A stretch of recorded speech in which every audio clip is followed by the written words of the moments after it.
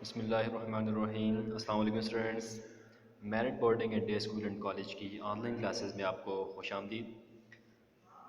9th class girls and boys, आज आप लोगों का न्यू टॉपिक है फ्री रेडिकल। तो फ्री रेडिकल को चलें स्टार्ट करते हैं डेफिनेशन से। An atom or group of atoms that has single or unpaired electron in an outer shell with no charge is called free radical। अब इस statement में आपने गौर किया होगा, यहाँ पे एक लफ्ज़ है सिंगल और अनपेयर्ड इलेक्ट्रॉन और दूसरा है कि outer shell with no charge. क्या मतलब कि ऐसा एटम या ऐसे ग्रुप ऑफ एटम्स जिनके आउटर शेल में सिंगल इलेक्ट्रॉन हो या अनपेयर्ड इलेक्ट्रॉन हो। कहाँ पे हो? आउटर शेल में, यानी वैलेंस शेल में हो। और कंडीशन ये है कि विद नो चार्ज, इसके ऊपर चार्ज भी कोई ना हो। ज़ाहिर सी बात है कि चार्ज जब होगा तो उसको आप फिर फ्री रेडिकल नहीं कहेंगे, उसको आप एटम भी नहीं कहेंगे, उसको आप फिर आयन कहेंगे। ठीक है, जो कि हमारा कंसर्न यहाँ पे नहीं है। तो एटम और group of atom that has single electron या unpaired electron in an outer shell with no charge is called free radical. अब फ्री रेडिकल को रिप्रेजेंट कैसे करते हैं, इसकी रिप्रेजेंटेशन कैसे है, तो वो आप लोग अगर देखें, it is represented by putting a dot over the species. यानी आपने जिस भी फ्री रेडिकल को रिप्रेजेंट करना है, आपने उसका एटम का सिंबल लिखना है, या अगर वो ग्रुप ऑफ एटम है तो उसका जो फार्मूला है वो आपने लिखना है और उसके ऊपर सिंपल एक डॉट लगा दें तो वो फ्री रेडिकल बन जाएगा। फॉर एग्जांपल हाइड्रोजन की अगर बात करें, हाइड्रोजन की, तो हाइड्रोजन का सिंबल लगाएं H और उसके ऊपर एक डॉट लगाएंगे तो वो आपके पास हाइड्रोजन फ्री रेडिकल बन जाएगा। क्लोरीन है, उसका सिंबल आपने लगाया तो उसके ऊपर आपने सिर्फ डॉट लगाया तो वो क्लोरीन का फ्री रेडिकल बन जाएगा। And same is the case with CH3 free radical. तो अब आप लोगों ने डेफिनेशन देख ली, रिप्रेजेंटेशन देख ली, उसके बाद एग्जाम्पल भी आप लोगों ने देख लिया। तो नेक्स्ट क्या है? फॉर्मेशन, कि ये बनता कैसे है, formation of free radical. Free radical कैसे बनता है? तो these radicals are formed by the homolytic cleavage of the bond between atoms। अब यहाँ पे एक टर्म है होमोलाइटिक क्लीवेज। क्या मतलब? होमो means same and lytic means breakage, same breakage. क्या मतलब कि जो सिंगल कोवलेंट बॉन्ड है उसकी क्लीवेज या उसकी ब्रेकेज सेम तरह से हो। क्या मतलब? कैसे? आप अगर इस बॉक्स में देखें यहाँ पे, तो इसमें मैंने क्लोरीन के मॉलिक्यूल को एक बॉन्डेड शो किया हुआ है। इसमें जो सिंगल कोवलेंट बॉन्ड है क्लोरीन एटम्स के दरमियान, दो एटम्स के दरमियान, उनको मैंने शो किया हुआ है। तो अब इस पे जब अल्ट्रा वायलेट लाइट पड़ती है तो इसमें जिस एटम का जो इलेक्ट्रॉन है वो उसकी तरफ शिफ्ट हो जाता है। मसलन जो बॉन्ड के ऊपर जो ऊपर वाला एरो है वो शो कर रहा है कि ये जो लेफ़्ट साइड पे Cl है उसका इलेक्ट्रॉन उसकी तरफ, ठीक है, और राइट साइड पे जो Cl है वो बॉन्ड के नीचे वाला जो एरो ये वाला है ये शो कर रहा है कि राइट साइड में जो Cl है उसका इलेक्ट्रॉन उसकी तरफ जब टूटेगा, ठीक है, तो उसके रिज़ल्ट में आपके पास दो क्लोरीन फ्री रेडिकल्स बन जाएंगे। इसको आप Cl dot plus Cl dot भी लिख सकते हो या इसकी तरह 2Cl डॉट भी लिख सकते हो। ठीक है, तो अब आप लोगों ने देख लिया कि होमोलाइटिक क्लीवेज का मतलब क्या होता है। आपको ये भी पता हो कि जब एक सिंगल कोवलेंट बॉन्ड शो किया जाता है तो इसका मतलब है कि दो इलेक्ट्रॉन्स शेयर हुए हैं तब ये सिंगल कोवलेंट बॉन्ड बना है। वो दो इलेक्ट्रॉन्स किसके होंगे? आप अगर इस क्लोरीन की बात करें तो एक इलेक्ट्रॉन लेफ़्ट वाले Cl का होगा, एक इलेक्ट्रॉन राइट वाले Cl का होगा। तो वो जब आपस में शेयर होंगे तो एक कोवलेंट बॉन्ड बनेगा जो मैंने यहाँ पे शो किया हुआ है दो Cl के दरमियान। ठीक है, इसको इक्वली ब्रेक करें तो दो Cl रेडिकल बन जाएंगे। अब यहाँ पे अगर आप इसकी एग्जांपल देखें ये कैसे बनता है, तो एक क्लोरीन का मॉलिक्यूल है, ठीक है, इसके ऊपर अल्ट्रावायलेट लाइट पड़ी या सनलाइट पड़ी तो उसके रिज़ल्ट में इसका बॉन्ड ब्रेक हुआ और इक्वली ब्रेक हो के दो Cl रेडिकल्स बन जाएंगे, दो क्लोरीन रेडिकल बन जाएंगे। अब जब ये Cl रेडिकल बने तो ये इतने ज़्यादा रिएक्टिव हो जाते हैं कि ये इंडिपेंडेंटली एग्जिस्ट नहीं कर सकते।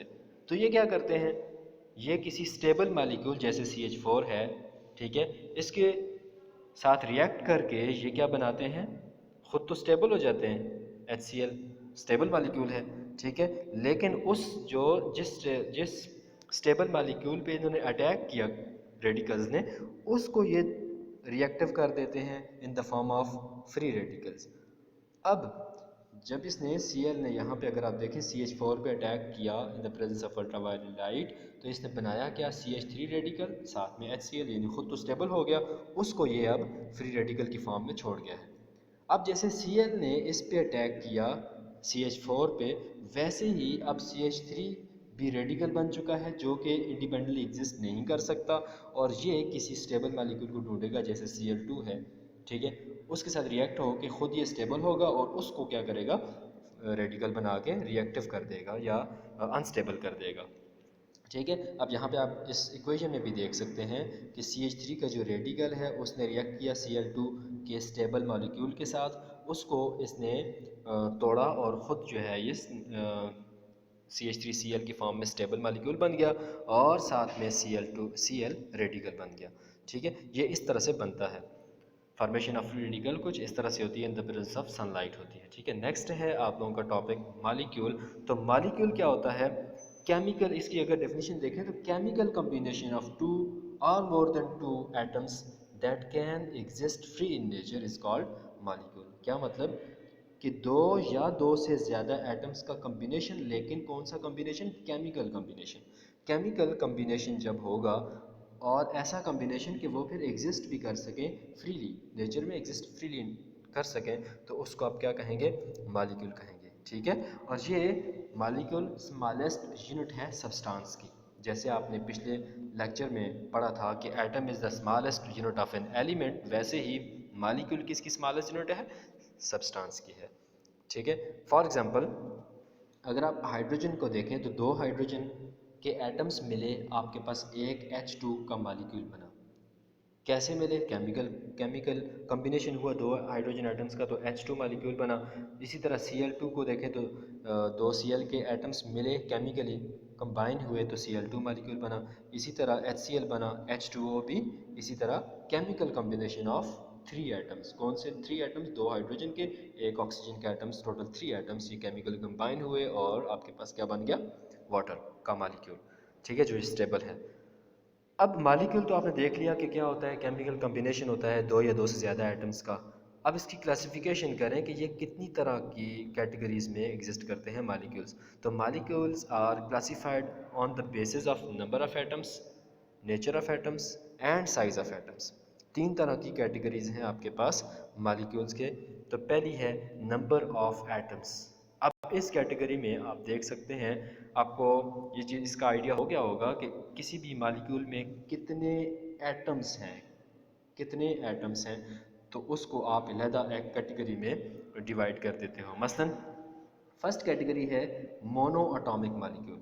तो mono means one, atomic means atom. क्या मतलब, वन एटम। अब मॉलिक्यूल है तो ऐसा मॉलिक्यूल जो कंपोज्ड हो, जो कंप्राइज्ड ऑफ हो, जो made up of one atom हो, यानी कि जो एक एटम से मिलकर बना हुआ हो, उसको आप क्या कहते हो, मोनो एटॉमिक मॉलिक्यूल कहते हो। मसलन मसलन हीलियम, नियॉन, आर्गन, जितनी भी नोबल मेटल्स हैं, नोबल गैसेज हैं, ठीक है, ये सारे के सारे क्या हैं, मोनो एटॉमिक हैं, यानी इनका एटम एक ही होता है इनमें, ठीक है, और वो एग्जिस्ट कर सकते हैं इंडिपेंडेंटली। इसको इसलिए आप उसको क्या कहते हो, मोनो एटॉमिक मॉलिक्यूल कहते हो, क्योंकि मॉलिक्यूल उसको ही कहते हैं जो एग्जिस्ट कर सके इंडिपेंडेंटली नेचर में, ठीक है। मोनोटॉमिक की समझ आ गई आपको कि एक एटम जो है वो सिर्फ, जो मॉलिक्यूल है वो सिर्फ एक एटम से मिलकर बना हुआ। अब इसी तरह डाई एटॉमिक है, तो डाई मीन्स टू, ऐसा मॉलिक्यूल जो दो एटम से मिलकर बना हुआ, उसको आप क्या कहोगे, डाई एटॉमिक मॉलिक्यूल कहोगे, ठीक है। फॉर एग्जांपल क्लोरीन है, ठीक है, क्लोरीन का मॉलिक्यूल है अगर, तो ये क्या, दो एटम्स, क्लोरीन के दो एटम से मिलकर बना हुआ है। इसी तरह हाइड्रोजन है, हाइड्रोजन के दो एटम से मिलकर बना हुआ है। इस तरह HCl है, एक H का एटम, एक Cl का एटम मिला तो HCl मॉलिक्यूल बन गया। तो ये कितने एटम बने, दो एटम मिले तो मॉलिक्यूल बना, तो उसको आप कौन सा मॉलिक्यूल कहेंगे, डाई एटॉमिक मॉलिक्यूल कहेंगे, ठीक है। नेक्स्ट है try atomic molecule. Try atomic molecule का मतलब कि ऐसा मॉलिक्यूल जिसमें तीन एटम्स हों। मसलन H2O है, ठीक है, दो हाइड्रोजन के एटम, एक ऑक्सीजन का एटम, टोटल तीन एटम्स हो गए, तो ये ट्राई एटॉमिक मॉलिक्यूल है। सिमिलरली CO2 है, ठीक है, ओजोन है, तीन एटम्स ऑक्सीजन के मिले हैं तो ओजोन का मॉलिक्यूल बना, जो कितने एटम से मिलकर बना हुआ है, तीन से, तो ट्राई एटॉमिक, इसको ट्राई एटॉमिक मॉलिक्यूल कहेंगे, ठीक है। तो नेक्स्ट है poly atomic molecule. Poly means many, poly means many, ठीक है। तो poly atomic means many atoms. Poly atomic molecule means ऐसा मालिक्यूल जिसमें बहुत सारे एटम्स हों। मसलन ये ग्लूकोज का मालिक्यूल है तो काफ़ी ज़्यादा है इसमें, ठीक है। तो C6H12O6, इसी तरह H2SO4 या C12H22O11 शुगर का मालिक्यूल, ठीक है। ये सारा क्या है, पॉली एटॉमिक मालिक्यूल। इसमें they are composed of many atoms, तो इसको आप क्या कहोगे, पॉली एटॉमिक कहोगे, ठीक है। नेक्स्ट जो कैटेगरी है वो on the basis of nature of atoms है। क्या मतलब कि किसी भी ऐसा मालिक्यूल जिसमें एटम्स कौन कौन से एटम्स हैं। अब कौन कौन से मेरी मुराद है कि इसमें सेम तरह के एटम्स हैं या डिफरेंट एलिमेंट्स के एटम्स हैं। तो उसकी बेस पे हमने इसको मज़ीद दो कैटेगरीज में डिवाइड कर दिया है। कौन सा, होमो एटॉमिक मालिक्यूल और हेट्रो एटॉमिक मालिक्यूल, ठीक है। होमो एटॉमिक को आप होमो न्यूक्लियर भी कहेंगे। क्यों कहेंगे, थोड़ी देर में आपको बताता हूँ मैं। हेट्रो एटॉमिक मालिक्यूल को हेट्रो न्यूक्लियर भी कहेंगे, ठीक है। उसकी वजह आप, अच्छा होमो एटॉमिक की बात करते हैं सबसे पहले। तो होमो एटॉमिक क्या, molecules composed of atoms of same elements, atoms of same elements. तो अगर एलिमेंट ही सेम होगा, उसके अंदर के एटम्स भी सेम होंगे, तो जाहिर सी बात है उसके अंदर का न्यूक्लियस भी सेम होगा। इसी वजह से उसको कहते हैं homo nuclear. Homo mean same, nuclear mean nucleus, same nucleus के मालिक्यूल्स, ठीक है। तो इसका अपोजिट क्या होगा, हेट्रोटॉमिक, यानी कि ऐसे मालिक्यूल जो कंपोज्ड ऑफ हों atoms of the different elements, ठीक है। जब एलिमेंट्स ही डिफरेंट होंगे तो उनके न्यूक्लियस से जाहिर सी बात है डिफरेंट होंगे। तो जब डिफरेंट होंगे तो हेट्रो न्यूक्लियर होगा, यानी डिफरेंट न्यूक्लियस। आगे समझ। चलें होमोटॉमिक की एग्जांपल अगर करें उससे आपको ज़्यादा क्लियर होगा। एग्जांपल अगर देखें तो सबसे पहले क्या है, क्लोरीन का मालिक्यूल। अब इसमें क्या है, दोनों के दोनों क्लोरीन के एटम्स हैं, ठीक है। जब दोनों के दोनों क्लोरीन के एटम्स हैं तो क्या हुआ, होमो एटॉमिक हुआ ना। होमो एटॉमिक हुआ या होमो न्यूक्लियर मालिक्यूल हुआ। इसी तरह हाइड्रोजन है, इसमें भी दोनों के दोनों हाइड्रोजन होंगे। ऑक्सीजन है तो दोनों ही ऑक्सीजन के होंगे। सल्फ़र है तो इसमें S8 है तो सारे के सारे सल्फ़र के एटम्स होंगे, ठीक है। एलिमेंट सेम है तो इसके अंदर जितने भी एटम्स आप लोग उसको कंबाइन कर लो तो इसका न्यूक्लियस तो सेम होगा। इस वजह से इसको कहते हैं होमो एटॉमिक या होमो न्यूक्लियर मालिक्यूल। अब हेट्रोटॉमिक मालिक्यूल देखें अगर, तो इसमें डिफरेंट एलिमेंट्स के एटम्स होते हैं। मसलन HCl को देखें ना, एक H है दूसरा Cl है। H2O को देखें तो हाइड्रोजन है साथ में ऑक्सीजन है, दोनों के दोनों डिफरेंट है। अमोनिया है NH3, इसमें भी नाइट्रोजन है और हाइड्रोजन का एलिमेंट है, तो दोनों एलिमेंट डिफरेंट हुए। तो इससे मुराद हमारी कि इसको कह सकते हैं हेट्रोन्यूक्लियर, यानी कि ये हेट्रोन्यूक्लियर भी है। नेक्स्ट है साइज ऑफ एटम्स, मतलब कि एटम का साइज कितना होगा, बड़ा होगा या छोटा होगा, ठीक है। On the basis of size of atoms molecules can further be classified into two categories. कौन कौन सी two, micro molecules and macro molecules. अब माइक्रो मालिक्यूल है स्मॉल, माइक्रो मीन्स स्मॉल, जैसे माइक्रोस्कोप को ही देख लें, माइक्रोस्कोप छोटी छोटी चीज़ों को देखने के लिए, ठीक है। तो micro means small.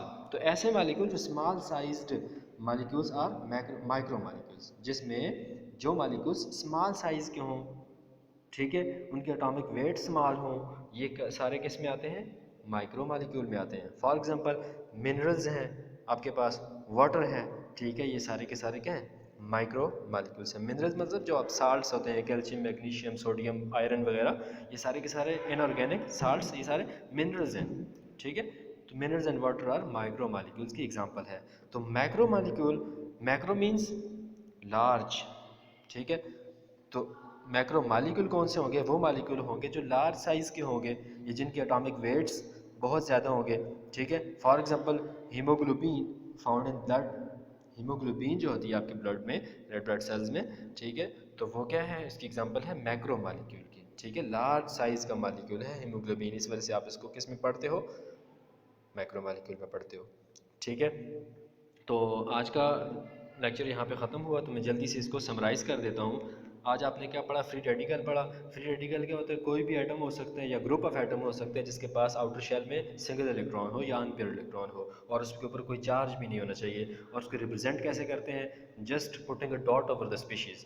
For example hydrogen का रेडिकल है, इसी तरह Cl का रेडिकल है, ठीक है, मिथाइल रेडिकल है, ये सारे क्या हैं, फ्री रेडिकल्स। अब बनता कैसे है, अल्ट्रावायलेट लाइट की प्रेजेंस में ये बनता है। अल्ट्रावायलेट लाइट की प्रेजेंस में जब क्लोरीन का मालिक्यूल टूटता है तो दो रेडिकल्स बनते हैं। जब रेडिकल बन गया तो ये हाईली रिएक्टिव स्पीशी बन जाती है, और जो क्या करती है, किसी भी स्टेबल मॉलिक्यूल पे अटैक करके ख़ुद तो स्टेबल हो जाती है जैसे HCl है, ठीक है, लेकिन उसको क्या कर देती है, तोड़ के फ्री रेडिकल बना देती है उसका, ठीक है। अब वो फ्री रेडिकल जो बना वो भी यही काम करता है Cl रेडिकल की तरह, किसी दूसरे स्टेबल मॉलिक्यूल को यहाँ पे ये Cl को ही जो है अटैक करेगा, ठीक है। तो ये क्या बन गया, CH3Cl, साथ में क्लोरीन के रेडिकल। ये रिएक्टिव तब तक ये चलता रहता है जब तक जो रेडिकल्स हैं वो ख़त्म नहीं हो जाते, ठीक है। तो नेक्स्ट है मालिक्यूल। तो मालिक्यूल का केमिकल कॉम्बिनेशन होता है दो या दो से ज़्यादा आइटम्स का जो कि एग्जिस्ट कर सके नेचर में। फॉर एग्जांपल H2Cl2 HCl, ठीक है, H2O, ये सारे के सारे क्या हैं, मालिक्यूल्स हैं। अब इनकी क्लासिफिकेशन है तीन तरह की, तीन बेसिस पे हमने इसको क्लासीफाई किया हुआ है, on the basis of number of atoms, on the basis of nature of atoms, on the basis of size of atoms. तो इसमें नंबर ऑफ़ एटम्स का देखें तो नंबर ऑफ़ एटम्स, जाहिर सी बात है, कोई मालिक्यूल है एक एटम से मिलकर बना हुआ है, कोई ये दो से मालिक्यूल से मिलकर बना हुआ है, कोई तीन से मिलकर बना हुआ है, कोई बहुत सारे एटम से मिलकर बना हुआ है। तो हम इसको फिर सिर्फ नंबर ऑफ़ एटम्स के भी नहीं रखेंगे, उसको हम मज़ीद कैटेगराइज करेंगे और ये डिस्टिंग्विश करेंगे कि जो एक एटम से मिलकर बना हुआ है वो मोनोअटॉमिक है, लाइक हीलियम, नियॉन, आर्गन, ठीक है, नोबल गैसेस जैसे होती हैं। फिर जो दो से मिलकर बना हुआ उसको डायटोमिक की कैटेगरी में रखेंगे, जो तीन से मिलकर बना हुआ है ट्राइटोमिक की मॉलिक्यूल, पॉलीएटॉमिक मॉलिक्यूल, उसमें जिसमें मैनी एटम्स इन्वॉल्व हो, ठीक है। इसकी एग्जांपल भी आप देख सकते हैं, डायटोमिक है H2Cl, H2 है, Cl2 है, HCl है। ट्राइटोमिक है जिसमें तीन एटम्स हैं, और पॉलीएटॉमिक जिसमें बहुत सारे एटम्स हैं, ठीक है। नेचर ऑफ एटम्स है तो इसमें नेचर क्या है, होमो एटॉमिक हो सकता है, होमो न्यूक्लियर भी इसको कहते हैं, फिर हेट्रोटॉमिक और हेट्रो न्यूक्लियर भी इसको कहते हैं। क्या मतलब, जो मालिक्यूल्स सेम एलिमेंट्स के एटम से मिलके बने हुए उनको आप क्या कहते हो जी, होमोटॉमिक कहते हो, like Cl2, H2, O2 etcetera. और हेट्रोटॉमिक वो होता है जिसमें डिफरेंट एलिमेंट्स मिलके बने हुए होते हैं, मिलके एक मालिक्यूल बना रहे होते हैं, तो जैसे HCl है, H2 है, NH3 है, CO2 है, ठीक है, CH4 है, एट्सेट्रा एट्सेट्रा। और साइज ऑफ एटम्स क्या है कि मालिक्यूल कितना बड़ा है या कितना छोटा है, जो छोटा है उसको माइक्रो मालिक्यूल, जो बड़ा है उसको macro molecule. For example mineral and water आप किस में काउंट करेंगे, माइक्रो मालिक्यूल में। इसी तरह हीमोग्लोबिन है तो वो ब्लड में जो प्रेजेंट होती है वो मैक्रो मालिक्यूल है। तो यहाँ तक आप लोगों को जो भी क्वेश्चन है, ठीक है, आज के लेक्चर को आप लोग पूछ सकते हैं क्लास, और इसको नीट एंड क्लीन राइटिंग में अपने पास नोट डाउन भी करें और साथ में इसको अच्छी तरह से याद भी करें, ठीक है। अल्लाह हाफिज़।